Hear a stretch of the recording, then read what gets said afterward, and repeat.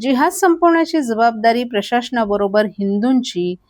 हिंदू जन आक्रोश सभेत आमदार संजय केळकर यांची गर्जना. राज्यासह देशात लव्ह जिहाद, वोट जिहाद, कॉर्पोरेट जिहाद सुरू आहे. ही जिहादी वृत्ती संपवण्याची जबाबदारी केवळ प्रशासनाचीच नाही, तर तुमची आमची सुद्धा आहे. त्यामुळे आपण डोळ्यात तेल घालून जागरूक राहायला पाहिजे, असे आवाहन आमदार संजय केळकर यांनी केले. आमदार संजय केळकर यांच्या मार्गदर्शनाखाली सकल हिंदू समाज ठाणे यांच्या वतीने मितेश शहा यांनी ठाण्यातील इंदिरानगर चौक येथे 31 मे रोजी हिंदू जन आक्रोश सभेचं आयोजन केलं होतं. यावेळी जगद्गुरू परमहंस आचार्यही उपस्थित होते.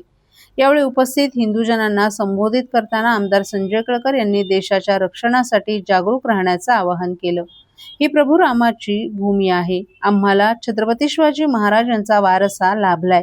हिंदुस्थान आमचा आहे. हिंदू धर्म हा सनातन धर्म असून हिंदू लोकांनी कधीच कुणावर आक्रमण केलं नाही. आपण कुणाला छेडत नाही, परंतु कोणी आपल्याला छेडलं तर त्याला सोडायचं नाही, असं आवाहन देखील केळकर यांनी केले.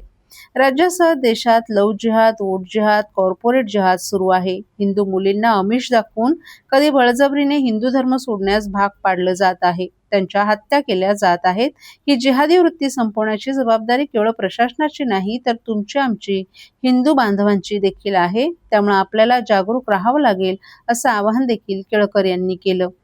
जगद्गुरू परमहंस आचार्य हिंदूजनांना संबोधित करताना, आपण महाराष्ट्राच्या पवित्र भूमीवर अयोध्येतून आलो आहोत, ते फक्त हिंदू धर्माचा प्रचार आणि प्रसार करण्यासाठी आणि हिंदूंचा स्वाभिमान जागृत करण्यासाठी असल्याचं सांगितलं.